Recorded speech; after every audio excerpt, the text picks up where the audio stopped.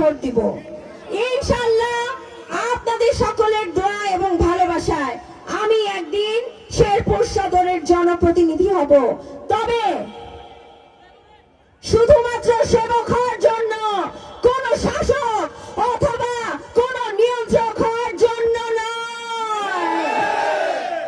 প্রিয় চাচারা, আজকের আমাদের 22 তারিখ নির্বাচনী প্রচারণা শুরু হলো এবং এই পথযাত্রায় আপনাদের দোয়া নিয়ে আমি আমার প্রচারণা শুরু করব। দেখে একদিনে তো 14টা ইউনিয়ন ও 9টা ওয়ার্ডের পৌরসভাতে যাওয়া যাবে না, তাই আপনাদের দোয়া নিয়ে আমি ডাক্তার প্রিয়াঙ্কা সকলকে একত্রিত করে সকলের দোয়া নিয়ে আমি মাঠে নামতে চাই।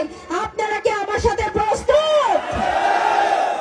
এবং আমার সামনে এবং আমার পিছনে আজ যেই চাচারা আমার পাশে বসে আছে, আমি প্রিয়াঙ্কা শুধু 12ই ফেব্রুয়ারি নির্বাচনের জন্য নয়, 12ই ফেব্রুয়ারির পরেও শেরপুর সদরের জন্য যেই পরিকল্পনা করলে ভালো হবে সকলের সিদ্ধান্ত ক্রমে সেই কাজ করব।